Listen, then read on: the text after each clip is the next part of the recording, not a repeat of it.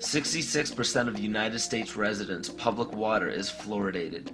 It is known to have tremendous effects on bone cancer, joint problems, bone weakness, lowered estrogen and testosterone levels, and dental fluorosis, which is yellowing of the teeth and pitting in the enamel. Wouldn't it make more sense to enhance public water with vitamins which are meant to be ingested to promote overall health, rather than putting such a toxic chemical in our water with a bogus explanation that it will improve our dental health? We now know that fluoride causes more dental problems than it solves. Something doesn't seem right about this. Do you honestly believe that these companies care deeply enough for the people to spend large amounts of their own money to fluoridate public water when the people already purchase their own toothpaste?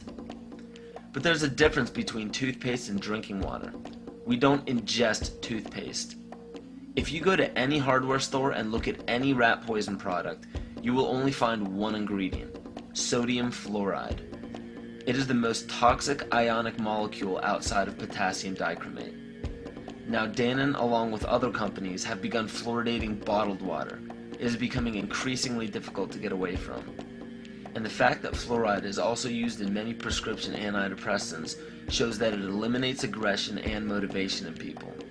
Fluoride, to my knowledge as a physician, has absolutely no biological benefit whatsoever.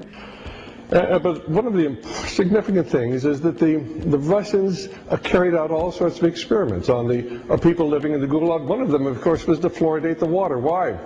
You fluoridate the water, why people are not as aggressive as they ordinarily would be. In fact, what is the active ingredient in Prozac that is so widely distributed in America today? Well, it's a fluoride compound. And now, we are finding that public water nationwide is showing up with arsenic, lead, cadmium, and thermonium, which is a radioactive form of lead.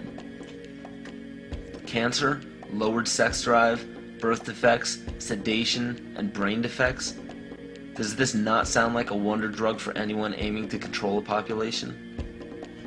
It's quite astonishing, Paul, the degree to which environmentalists have not been educated about fluoride. You know, people have an unconscious trust in their doctor or their dentist, and if you can persuade doctors and dentists that fluoride is safe and good, then you're able to reach the rest of the nation. People believe their doctors and dentists, and that was a way of promoting fluoride for Bernays. Fluoride was killing their cattle, destroying their crops. Fluoride given to rats had produced bone cancer and liver cancer, and that those results had been doctored to make it look as though fluoride hadn't caused as much cancer. The pattern that we saw, it typically is what we see with other neurotoxic agents that are well known to cause a hypoactivity or a memory problem or an IQ problem.